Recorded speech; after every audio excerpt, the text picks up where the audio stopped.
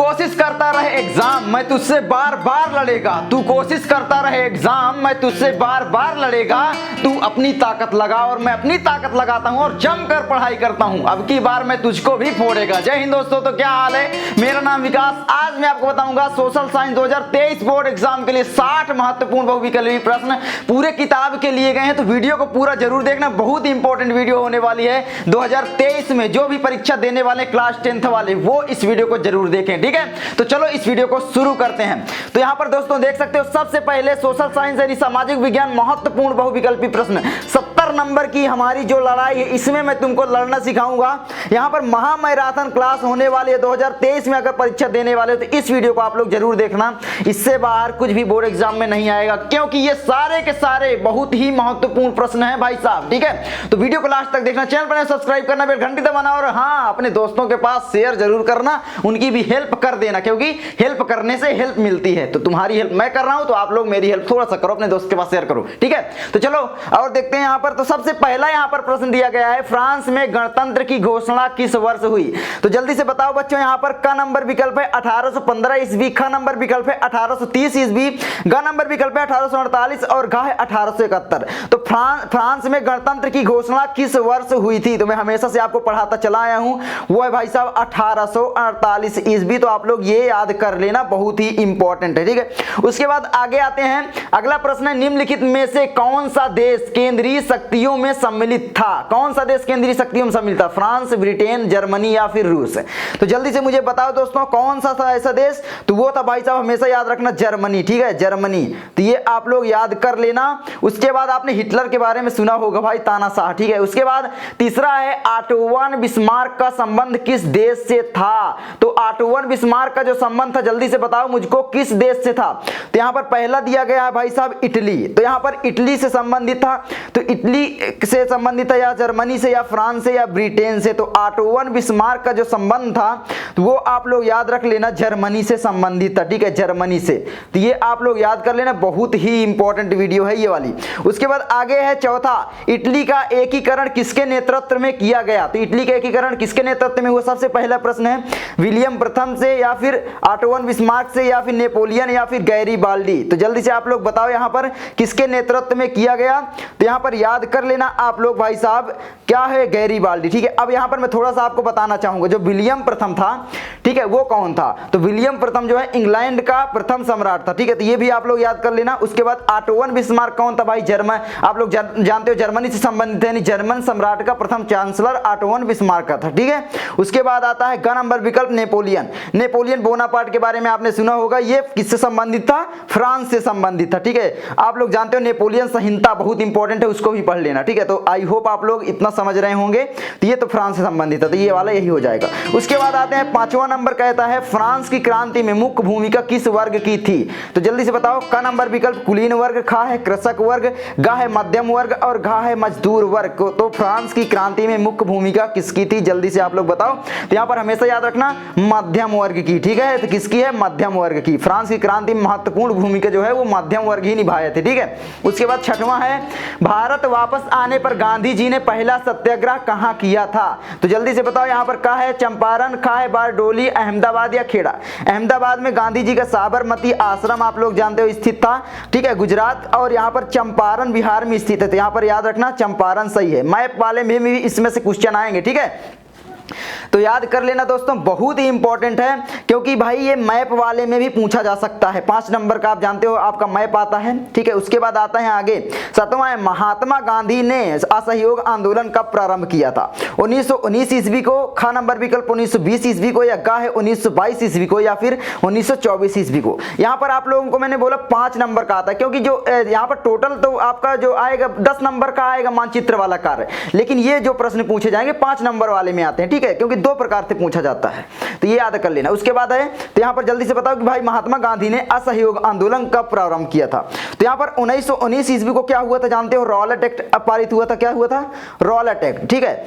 और यहाँ पर 1920 ईस्वी को क्या हुआ था, 1922 को या फिर 1924 को, तो जल्दी से बताओ रॉलेट एक्ट कब पारित हुआ था, जल्दी से मुझको आप लोग कमेंट करो। तो यहाँ पर याद रख लेना कि कब हुआ था, 19 मार्च, ठीक है, 19 मार्च 1919 ईस्वी को। तो यहाँ पर कौन सा विकल्प हो जाएगा, ख नंबर में क्या हुआ भाई, 1 अगस्त 1920 को असहयोग आंदोलन पारित हुआ था। तो यहाँ पर ये याद रख लेना 1920 ईस्वी को, ठीक है, 1 अगस्त 1920 ईस्वी को। तो ये आप लोग याद कर लेना, बहुत इंपॉर्टेंट है। चलो आगे बढ़े दोस्तों, आगे बहुत इंपॉर्टेंट क्वेश्चन आने वाले हैं, तो वीडियो में को लास्ट तक देखना और हाँ लाइक करते रहना। आई होप आप लोग इस वीडियो को पूरा देखोगे और ये सारे प्रश्न आप लोगों के बहुत ही इंपॉर्टेंट है और आप लोग तैयार भी किए होंगे। आप लोग अब देखो कि कौन कौन से प्रश्न आपको नहीं आते हैं, क्योंकि ये सारे के सारे प्रश्न इंपॉर्टेंट हैं। तो यहाँ पर देख सकते हो सबसे पहले यहाँ पर, ठीक है, तो सविनय अवज्ञा आंदोलन कब चलाया गया, तो यहाँ पर है का नंबर विकल्प 1920 या 1922, 1930 या फिर 1942 ईस्वी। तो सविनय अवज्ञा आंदोलन जो है वो कब चलाया गया था, जल्दी से आप लोग बताओ, ठीक है।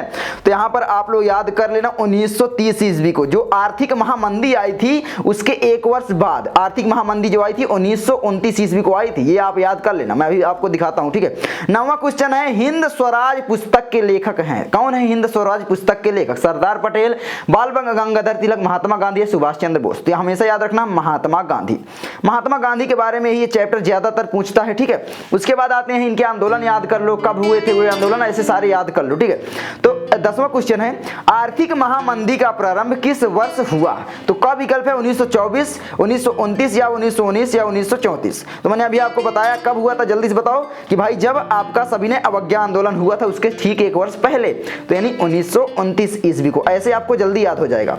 उसके बाद आते हैं 11 नंबर क्वेश्चन है, ये क्या कहता है, आप लोग याद रखना कि भाई प्रथम विश्व युद्ध का प्रारंभ कब हुआ था। बहुत ही इंपॉर्टेंट क्वेश्चन है, क्योंकि आप जानते हो कितने सारे ये हर साल एग्जाम में आता है। का है 1919 ईस्वी को, खा है 1914 ईस्वी को, 1939 ईस्वी को, 1942 ईस्वी को। तो प्रथम विश्व युद्ध पूछा तो आपको याद रखना है कि भाई द्वितीय विश्व युद्ध जो हुआ था 1939 ईस्वी को हुआ था, तो प्रथम विश्व युद्ध जो होगा 1939 से पहले होगा, तो ये वाला विकल्प तो हो नहीं सकता, ठीक है। 1919 ईस्वी को रॉलेट एक्ट आया था, तो यहाँ पर हो जाएगा 1924 ईस्वी। तो इस तरीके से भी आप लोग ट्रिक लगा सकते हो, ठीक है। तो ये आप याद कर लेना। और द्वितीय विश्व युद्ध कब हुआ था भाई साहब, तो 1 सितंबर 1939 से 2 सितंबर 1945 तक, तो ये भी याद रख लेना। और जो आपका प्रथम युद्ध हुआ था, विश्व युद्ध हुआ था, वो हुआ था 28 जुलाई, ठीक है। कब हुआ था, 28 जुलाई भी बोल सकता है, ठीक है। तो याद कर लेना 28 जुलाई 1914 से प्रारंभ हुआ था और नवंबर 1918 को खत्म हुआ था, तो ये आप याद कर लेना। उसके बाद है आगे 12 नंबर क्वेश्चन कि भाई विश्व व्यापार संगठन की स्थापना कहां पर हुई, तो का नंबर विकल्प है न्यूयॉर्क, खा है वाशिंगटन, गा है जिनेवा, घा है ऑस्ट्रिया। तो विश्व व्यापार संगठन, ठीक है, विश्व व्यापार यानी वर्ल्ड ट्रेड ऑर्गेनाइजेशन WTO, इसकी स्थापना कहां पर हुई, तो ये याद कर लेना फुल फॉर्म। WTO की स्थापना भी पूछ सकता है, ठीक है, क्वेश्चन बदल देगा, तो यहां पर याद कर लेना। देखो बच्चे यहां पर कंफ्यूजन में आते हैं, न्यूयॉर्क में टिक लगा के चले जाते हैं, जो कि संयुक्त राष्ट्र संघ की स्थापना हुई थी न्यूयॉर्क में। विश्व व्यापार संगठन यहां पर याद कर लेना, व्यापार संगठन की स्थापना जिनेवा में हुई थी, ठीक है। कहां हुई थी, जिनेवा में हुई थी। और जिनेवा कहां पर स्थित है भाई साहब, स्विट्जरलैंड में, तो ये भी आप याद कर लेना, स्विट्जरलैंड, ठीक है। तो ये आप लोग याद कर लेना। तो अगला क्वेश्चन है 13 कि भाई संयुक्त राष्ट्र संघ की स्थापना कब हुई थी, तो संयुक्त राष्ट्र संघ की स्थापना 1945, 1942, 1920 या 1947। तो यहां पर याद रख लेना 1945 को, और कहां पर हुई थी, तो भाई साहब यहां पर हुई थी न्यूयॉर्क में, ठीक है। तो ये आप लोग यहां पर लिख लेना न्यूयॉर्क, ठीक है। तो आई होप आप लोग समझ रहे होंगे। उसके बाद आगे आता है 14 नंबर क्वेश्चन, बहुत इंपॉर्टेंट, चिपको आंदोलन संबंधित है, बहुत इंपॉर्टेंट क्वेश्चन है। का विकल्प है जल संरक्षण, वन संरक्षण या मृदा संरक्षण या फिर वायु संरक्षण। जल्दी से कमेंट करो कौन सा होगा, जल्दी से कमेंट करो, मैं देखता हूं किसके सही होंगे। तो यहां पर आप लोग याद कर लेना भाई साहब कि चिपको आंदोलन जो है वो वन संरक्षण से था। जब वनों की कटाई हो रही थी तो एक स्त्री थी, वो वृक्षों पर चिपक गई थी, इसीलिए इसका आंदोलन का नाम पड़ा था चिपको आंदोलन, ठीक है, क्योंकि वो भाई वृक्ष से चिपक कर वृक्षों की रक्षा की थी। आगे बढ़े आगे आपका आता है भाई साहब 15, सलाल बांध किस नदी पर बना है? तो सलाल बांध किस नदी पर बना है, जल्दी से आप लोग बताओ। तो यहाँ पर महानदी, चिनाब, सतलज या कृष्णा। तो सतलज पर कौन सा बांध बना है, महानदी पर कौन सा, चिनाब पर। तो यहाँ पर है आपका सलाल बांध, ठीक है। तो सलाल बांध चिनाब पर है। अब जल्दी से मुझे कमेंट करना कि महानदी पर कौन सा बांध बना है, बहुत इंपॉर्टेंट बांध है एक, और सतलज पर जल्दी से बताना, ठीक है, और कृष्णा पर। तो यहाँ पर याद कर लेना। तो चिनाब कहाँ पर स्थित है ये भी आप लोग याद रख लेना, कहाँ पर है, जम्मू कश्मीर, ठीक है, कहाँ पर है, जम्मू कश्मीर में, जम्मू कश्मीर। तो आप याद कर लेना, जम्मू कश्मीर होगा ना, तो ये आप याद कर लेना। अब यहाँ पर एक बात याद कर लेना जम्मू कश्मीर में, ठीक है, कि भाई चिनाब स्थित है, ठीक है। अब यहाँ पर देखो क्वेश्चन क्या आएगा, आपके मैप में भी दे सकता है कि भाई वह स्थान जहाँ पर सलाल बांध स्थित है कहाँ पर होगा, जम्मू कश्मीर में, ऐसे ही पूछेगा। उसके बाद आते हैं इसी में से आपके मैप वाले में भी दे देता है। 16 है, निम्नलिखित में से कौन सी एक खरीफ फसल है, खरीफ फसल कौन सी होती है, जल्दी से आप लोग मुझे बताओ, ठीक है। तो यहाँ पर याद कर लेना कि भाई खरीफ फसल कौन सी होती है, पहला सरसों, गेहूं, धान, चना। तो यहाँ पर क्या हो जाएगा, खरीफ फसल। तो खरीफ फसल कौन सी होती हैं, ऐसी फसलें जो जून और जुलाई के मंथ में बोई जाती हैं, यानी गर्मियों में बोई जाती हैं। तो गर्मियों में कौन सी फसलें बोई जाती हैं, तो यहाँ पर है भाई धान, तो यहाँ पर हो जाएगा धान। अगर आप किसानी थोड़ा बहुत देखे होंगे, अगर आप लोग गांव में रहते हैं तो आप लोग अपने दिमाग से कर सकते हो। जो आपकी यहाँ पर होगा कि भाई क्या बोला, खरीफ फसल, ठीक है, तो ये हो गई आपकी खरीफ, ठीक है। अब यहाँ पर एक क्वेश्चन आ जाता है कि इनमें से रबी की फसल कौन सी है, तो ये सारी की सारी फसलें रबी हैं, यानी जो आपकी फसलें ठंडियों में बोई जाती है। कौन कौन सी हैं, अभी सरसों देखो ठंडी है ना, अभी देखो सरसों है, गेहूं भी बोया हुआ है, चना भी बोया हुआ है, अरहर भी बोई हुई है, इसीलिए दालें बोल दिया जाता है, ठीक है। तो यहाँ पर ये हो जाता है।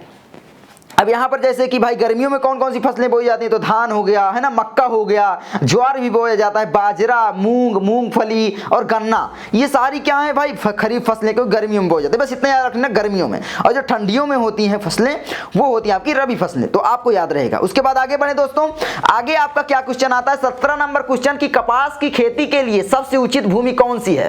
तो कपास की खेती और गन्ने की खेती दोनों ही काली मिट्टियों पर की जाती है, तो यहाँ पर याद कर लेना काली मिट्टी, ठीक है। आई होप बता, मैंने का पर ही था तो बता दिया, ठीक है।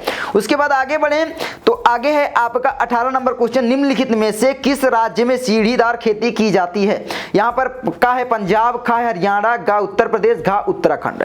तो यहाँ पर एक बात याद रखना, क्वेश्चन बैंक जो जितनी भी है उनमें गलत दिया रहता है, बहुत सारे क्वेश्चन बैंक आपके होंगे उनमें गलत होगा, किसी में पंजाब होगा, किसी में उत्तर प्रदेश, लेकिन यहाँ पर याद कर लेना उत्तराखंड, ठीक है, सबसे इंपॉर्टेंट उत्तराखंड, तो यही होगा, ठीक है। उसके बाद 19वां क्वेश्चन आता है, निम्नलिखित में से कौन सी रबी की फसल है। फिर आ गई ना रबी की फसल, रबी की फसल, उधर खरीफ की फसल पूछा था, तो रबी की फसलें कौन सी होती हैं जल्दी से बताओ। तो यहां पर देखो धान, बाजरा, गेहूं, मक्का, तो रबी की फसल कौन सी होगी जल्दी से आप मुझे कमेंट करो, ठीक है। तो मैं यहां पर आपको बताऊं गेहूं। अब आप बोलोगे गेहूं क्यों, क्योंकि भाई धान जो है वो गर्मियों के सीजन में होता है, बाजरा भी गर्मियों में, मक्का भी गर्मियों में, लेकिन गेहूं जो है अभी आपका बोया हुआ है ठंडी में, और ठंडी में जो होती हैं वो होती हैं आपकी रबी फसलें, ठीक है। चाहे वो अभी चना भी है, अरहर भी है ना, और सरसों भी है, तो ये सारी की सारी रबी फसलें हो गई, तो ये आपकी गेहूं भी हो गई, तो ये आपका सही है, तो ये आप लोग याद कर लेना, ठीक है। उसके बाद आगे आते हैं 20वां, कोयला निम्नलिखित में से किस प्रकार का संसाधन है, का है अजैव संसाधन, का है प्रवाह संसाधन, अनवीकरणीय योग्य संसाधन या नवीकरणीय योग्य संसाधन। तो कौन सा है जल्दी से बताओ, कोयला। तो देखो यहाँ पर कोयला जो है वो अजैव संसाधन तो है नहीं, क्योंकि ये जीवाश्म में से बन रहा है।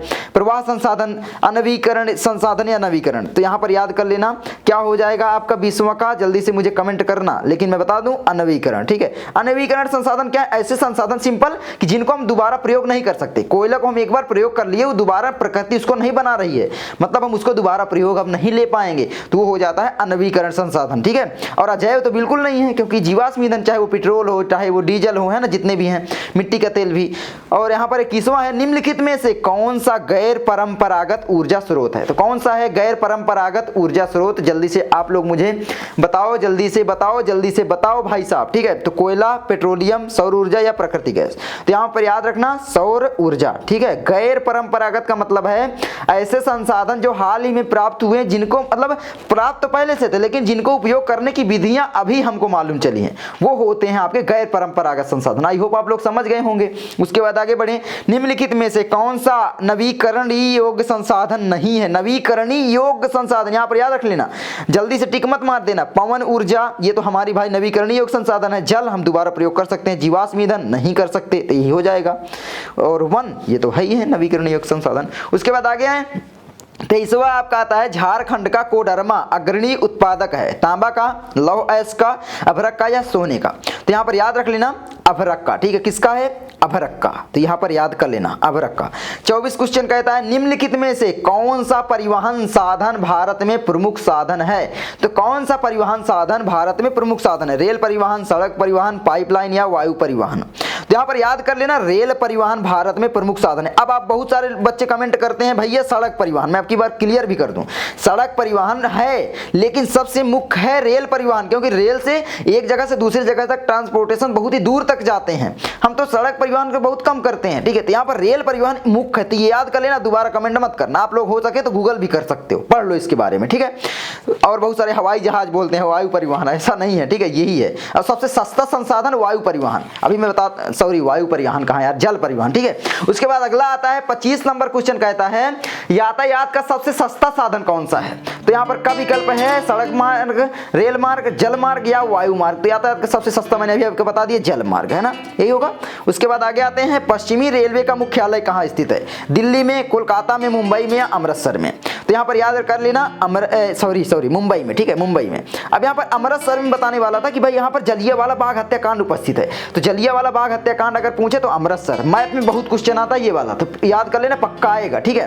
तो जलियांवाला बाग हत्याकांड कहाँ पर स्थित है, अमृतसर, याद कर लेना, अमृतसर जम्मू कश्मीर के पास यहाँ पर है, इस तरीके से भारत होता है, इस तरीके से यहाँ पर होता है, ठीक है। उसके बाद आगे आते हैं, आगे आपका आता है देखो संसदीय प्रजातंत्र की स्थापना किस देश में सर्वप्रथम हुई। संसदीय प्रजातंत्र की स्थापना याद करना, संसदीय बोला है इटली, इंग्लैंड, फ्रांस, जर्मनी। तो सबसे पहले इंग्लैंड आजाद था, तो यही हर जगह शासन कर रहा था, ठीक है, मतलब कि गुलामी बना रहे थे सभी देश को, तो यही हो जाएगा। उसके बाद आते हैं 28 नंबर, श्रीलंका में निम्नलिखित में से कौन सा बहुसंख्यक वर्ग है, तमिल, ईसाई, सिंहली या फिर मुस्लिम। तो श्रीलंका में पूछा है तो वहां पर ज्यादातर है सिंहली, ठीक है, तो कौन है, सिंहली है, तो याद कर लेना। उसके बाद आते हैं बहुसंख्यक मतलब जिनकी ज्यादा जनसंख्या है, ठीक है। निम्नलिखित में से कौन सा शासन का अंग नहीं है, कार्यपालिका, ये तो है भाई है, कार्य करना, कार्यपालिका, नगरपालिका बिल्कुल है, न्यायपालिका हाँ ये नहीं है क्योंकि ये न्याय संबंधित है, तो ये आपका हो जाएगा, ठीक है, विधायिका ये है ही है शासन से संबंधित, ठीक है। उसके बाद आते हैं आगे 30वां, निम्नलिखित में से कौन सा राज्य संघीय राज्य नहीं है, हिमाचल प्रदेश, त्रिपुरा, मणिपुर, जम्मू कश्मीर। तो यहाँ पर जल्दी से मुझे आप लोग बताओ कौन सा हो जाएगा, कमेंट करो, ठीक है। तो यहाँ पर याद कर लेना, देखो संघीय राज्य बोला, यहाँ पर कौन सा, संघीय राज्य, ठीक है। संघीय राज्य का मतलब समझ रहे हो, जो जिसका कंट्रोल सीधे केंद्र पर होता है, मतलब हमारे प्रधानमंत्री साहब करते हैं, बस सिंपल याद रखो, तो वो आपका हो जाएगा जम्मू कश्मीर। जम्मू कश्मीर जैसे दिल्ली भी है, ठीक है, जो केंद्र शासित प्रदेश है, केंद्र शासित प्रदेश आप कह सकते हो, ठीक है। तो वही आगे बढ़े 31वां, संविधान की अनुसूची में कितनी भाषाओं को मान्यता दी गई है। तो यहाँ पर है का है 20, खा है 21, गा है 22, घा है 23। तो यहाँ पर याद करना 22 भाषाओं को मान्यता दी गई है, ठीक है, मान्यता दी गई है। 32वां है लिखित संविधान भारत में कब लागू हुआ। 15 अगस्त, भाई स्वतंत्रता दिवस मनाया जाता है तब तो होगा नहीं, 14 अगस्त, 10 दिसंबर, 26 जनवरी। तो यहाँ पर 26 जनवरी 1950 को भारत में क्या है कि संविधान लागू हुआ था, तो ये आप याद कर लेना, यही होगा, ठीक है, 26 जनवरी 1950। 1950 भी लिख कर आ सकता है, ठीक है, तो ये आप याद करना, लिखित संविधान लागू हुआ था, ठीक है, तो ये याद कर लेना। 15 अगस्त को स्वतंत्रता दिवस मनाया जाता है, 14 अगस्त को पाकिस्तान आजाद हुआ था, 10 दिसंबर को कौन सा दिवस मनाया जाता है, मुझे कमेंट करना। आगे बढ़े, आगे आपका आता है यहाँ पर देखो, भारतीय संघ में अवशिष्ट शक्तियां किसको प्राप्त हैं, राज्य को, संघ को या फिर का और खा दोनों को, या इनमें से कोई नहीं। तो भारतीय संघ, यहाँ पर याद रखना संघ यानी केंद्र कह सकते हो, ठीक है। अवशिष्ट शक्तियां किसको प्राप्त हैं, तो यहाँ पर याद कर लेना संघ को प्राप्त है, ठीक है, तो ये याद कर लेना। उसके बाद आगे बढ़े 34 नंबर, यहाँ पर फेडरेशन बोलते हैं इसको, ठीक है। उसके बाद संविधान की 8वीं अनुसूची में कितनी भाषाएं शामिल हैं, कितनी भाषाएं शामिल है भाई साहब, 18, 20, 22, 24। तो जल्दी से कमेंट करो क्योंकि इसका उत्तर जो है मैं पीछे आपको बता चुका हूं, जल्दी से कमेंट करना, अभी मैंने ये क्वेश्चन शामिल किया था। आगे बढ़े, आगे है 35, समान प्रकार के लोगों के साथ समाज को कहा जाता है, समरूप, विजातीय, इंसानियत, नम्र। देखो समरूप समाज कहलाएगा समान प्रकार के लोग जहां पर होंगे, ठीक है, जैसे आपका गांव समरूप है, ठीक है। आगे बढ़े, आगे 36 है, भारत के कुछ स्थान पर लिंगानुपात किस स्तर तक गिर गया है। भाई कुछ राज्य पर लिंगानुपात जो है वो किस स्तर तक गिर गया है, यही आपसे पूछा गया है 36 नंबर क्वेश्चन, ठीक है।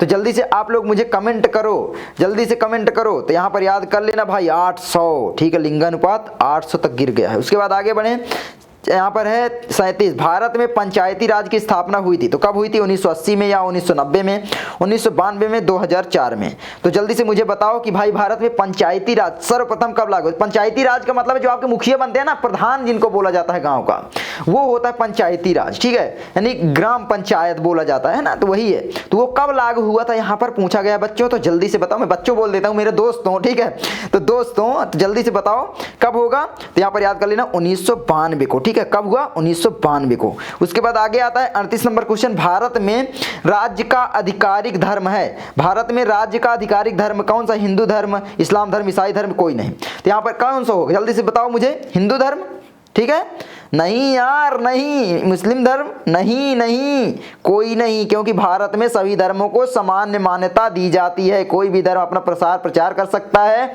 सभी धर्मों को बराबर आज़ादी बराबर अधिकार प्राप्त हैं, तो इसमें से कोई नहीं, ठीक है। भारत में राज्य का जो है आधिकारिक धर्म कोई नहीं है, ठीक है, तो याद कर लेना। आगे 39, बोलीविया का जनसंघर्ष किस नाम से जाना जाता है? लोकतंत्र के लिए संघर्ष, जन समस्याओं के लिए संघर्ष, बोलीविया का जल युद्ध या बोलीविया का गृह युद्ध? तो यहाँ पर याद कर लेना कि भाई बोलीविया का जो जल युद्ध, अब यहाँ पर ये तो होंगे नहीं भाई, बोलीविया है तो बस जल याद कर लेना, बोलीविया का जल युद्ध, ठीक है। 40 नंबर क्वेश्चन है, विश्व का सबसे बड़ा लोकतांत्रिक देश कौन सा है? भाई साहब हमारा सारे जहां से अच्छा हिंदुस्तान, हमारा हमारा सारे जहां से अच्छा, भाई सारे जहां से अच्छा हमारा हिंदुस्तान है। उसके बाद तो यहाँ पर बताओ विश्व का सबसे लोकतांत्रिक देश कौन सा है? यहाँ पर भारत है, ठीक है, याद कर लेना भाई, बहुत इंपॉर्टेंट है।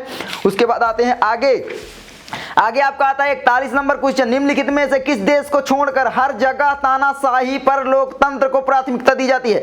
हर देश लोकतंत्र को प्राथमिकता देखता है सिवाय पाकिस्तान के। चुट्टा पाकिस्तान, चुट्टा भिखमंगा, और क्या बोले, है ना, क्योंकि ये सारे देशों से कर्ज मांगता है, तो भाई ये पाकिस्तान। लेकिन हाँ, मैं क्या बोलूँ, अब मैं कुछ टिप्पणी नहीं करना चाहता, हमारे देश की मीडिया की हालत के बारे में बोलना चाह रहा था लेकिन नहीं बोलूँगा।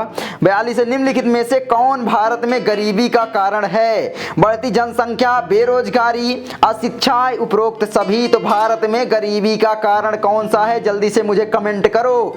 तो यहाँ पर याद कर लेना भाई साहब, उपरोक्त सभी। क्यों? आपको बढ़ रहा होगा, बढ़ती जनसंख्या भारत में है ही है, कोई नियम कानून नहीं है ना, बहुत जनसंख्या, क्योंकि सबसे मैं जानता हूँ भाई बढ़ती जनसंख्या क्यों है, क्योंकि लोग अशिक्षित हैं। आप देखोगे शिक्षित रहेंगे, एक दो बच्चे करेंगे, लेकिन आप देखोगे जिनमें शिक्षा नहीं है, ठीक है, आप देखोगे निचले स्तर के लोग बहुत सारे रहेंगे भाई, वो अलग ही लेवल रहता है। मैं कुछ और नहीं बोलना चाहता, मैं क्या कहना चाहता हूँ समझ रहे हो, ठीक है। तो यहाँ पर है बढ़ती जनसंख्या, बिल्कुल सही है। बेरोजगारी भाई गरीबी का कारण बिल्कुल है, क्योंकि रोजगार नहीं रहेगा, लोगों के पास पैसा नहीं आएगा, लोग खाली बैठे रहेंगे, देश की भी तरक्की नहीं होगी, तो बेरोजगारी सबसे बड़ा मुद्दा है। उसके बाद अशिक्षा, मैं मानता हूँ सबसे ज्यादा अशिक्षा। अपने देश में शिक्षा नीति को स्वस्थ शुद्ध करना चाहिए, क्योंकि अपनी जो शिक्षा नीति मैं कहूँगा बिल्कुल अशुद्ध है। यहाँ पर आप देखोगे भाई गाँव में ना, गाँव में जो टीचर आते हैं 50-60 हजार आराम से पाते हैं और मस्त बैठ के मोबाइल चलाते हैं, मैंने देखा है। अब मैं क्या बोलूं भाई, ठीक है, अब मैं यहाँ पर बोल दिया, किसी दिन एक वीडियो डेडिकेटेड लाऊंगा। अब मैं थोड़ा सा देखो सपोर्ट आप लोग करो तो मैं आगे करूँ, क्योंकि भाई पावर चाहिए इसके लिए। ऐसे बोलने लग जाएंगे तो बोलेंगे आप कौन होते हो बोलने वाले, तो थोड़ा सा पावर बनाएं, इसीलिए मैं सोच रहा हूँ। और मैं ये सब के बारे में सोचता हूँ कि यार एक दिन अपने गाँव की शिक्षा सुधारूंगा, बच्चों को सुधारूंगा, बहुत सारी चीज़ें होंगी, लेकिन जब आप लोग सपोर्ट करोगे, लाइक करोगे, शेयर करोगे तो हो जाएंगी। और मैं क्या बोलूँ, मेरा वो तो दिल ही जानता है मैं क्या करना चाह रहा हूँ। अभी ज़्यादा बोलना अच्छा नहीं रहेगा, लेकिन हाँ ये मैंने देखा है कि भाई अपना धर्म निभाओ यार। अगर कोई देख रहा है ना, अगर टीचर देख रहा है तो प्लीज़, अगर आप सरकारी हो तो यार आप जितना टाइम मोबाइल में वेस्ट करते हो, अगर बच्चों के 20-30 बच्चों को अच्छे से पढ़ाओ तो भाई उनकी लाइफ सुधरेगी, आप भी खुश होगे, है ना। टाइम तो उतना ही जाता है, टाइम में आते हो तो भाई पढ़ाओ। मोबाइल चलाने से क्या हो जाएगा, कुछ नहीं होगा, केवल देश बर्बाद कर रहे हो, अपनी ज़िंदगी तो बर्बाद कर रहे हो, साथ में देश, और देश के साथ उन 30-40 बच्चों की ज़िंदगी बर्बाद कर रहे हो। तो प्लीज़ हाथ जोड़कर रिक्वेस्ट है, मेरी हम्बल रिक्वेस्ट है कि ऐसा करो। चलो आगे बढ़ते हैं अपने क्वेश्चन की ओर, मैं ज़्यादा ही कुछ बोल जाता हूँ। आगे है 43 नंबर, निम्नलिखित में से किस राज्य की प्रति व्यक्ति आय सर्वाधिक है? हरियाणा, बिहार, राजस्थान, मेघालय।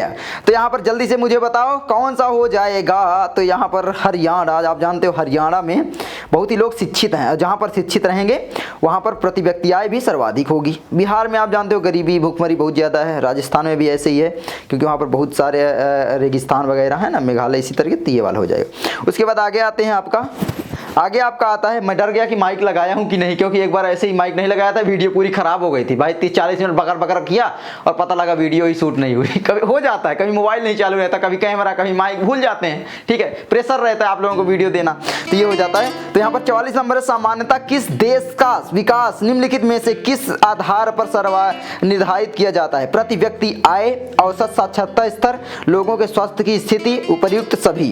तो जल्दी से बताओ, प्रति व्यक्ति आय जो है किस तरीके से निर्धारित की जाती है, किस आधार पर, किसी आधार पर निर्धारित किया जाता है, जल्दी से बताओ, ठीक है। यहाँ पर जल्दी से देश का विकास जो है, तो यहाँ पर क्या हो जाएगा भाई साहब, यहाँ पर हो जाएगा सभी। क्यों? क्योंकि भाई अगर लोग स्वस्थ नहीं रहेंगे तो अच्छा काम नहीं कर पाएगा, तो प्रति व्यक्ति आय घटेगी, ठीक है। तो स्वस्थ, तो हर चीज अगर सुधर जाए ना अपने देश की, सबसे मैं इंपॉर्टेंट मानता हूं लोग भी सुधर जाएं भाई, शिकायत करना, डरना, ये सब बंद कर दें तो काफी हद तक सुधरेगा। हाँ, सबसे कमी है हमारे देश में शिक्षा की, सही बता रहा हूं। अभी भी हमारा शिक्षा व्यवस्था इतना चौपट है कि मैं क्या बताऊं।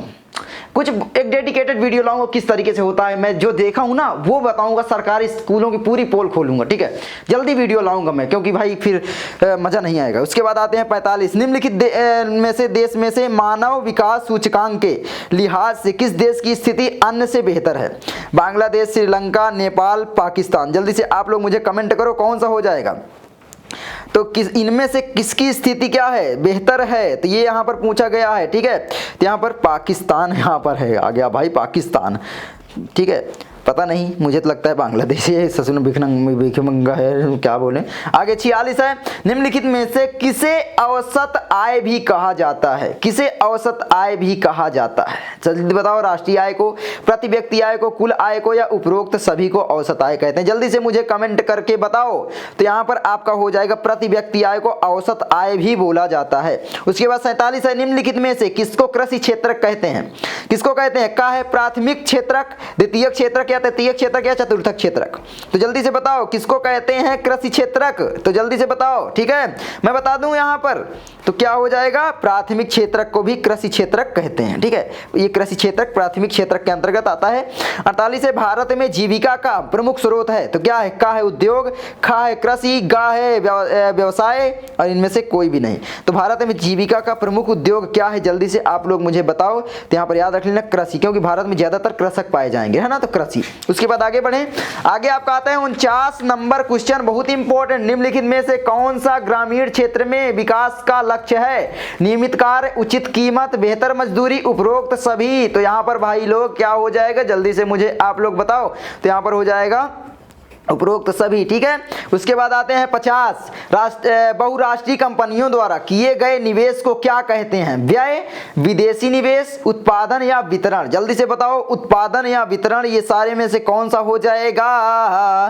तो यहाँ पर आपका क्या होगा, ये होगा नहीं, ये होगा नहीं, आप जानते हो उत्पादन होगा, क्या वितरण होगा नहीं, व्यय नहीं, बल्कि विदेशी निवेश, यही कहा जाएगा। बहुराष्ट्रीय कंपनी का मतलब है एक ऐसी कंपनी जो दूसरे देश में स्थित है लेकिन वो और विदेशों में निवेश कर रही है, उसको बोलेंगे विदेशी निवेश, क्योंकि वो विदेश से पैसा आ रहा है। आगे बढ़े 51, विदेशी व्यापार किनके मध्य होता है? भाई साहब, दो देशों के मध्य, दो प्रदेशों के मध्य, दो नगरों के मध्य, दो गांवों के मध्य। दो गांवों के मध्य होता है क्या भाई? नहीं यार, दो देशों के मध्य है ना, क्योंकि भाई विदेश यहाँ पर साफ साफ लिखा है। विदेश किसको कहते हैं? दूसरा देश, और उसके साथ हम व्यापार करेंगे तो विदेशी व्यापार, विदेशी, ठीक है। उसके बाद आगे बढ़ते हैं 52 है, सर्वप्रथम विश्व व्यापार संगठन किसके द्वारा शुरू हुआ? विकसित देश के द्वारा, विकासशील देश के द्वारा, अल्प विकसित देश के द्वारा, या निर्धन देश के द्वारा?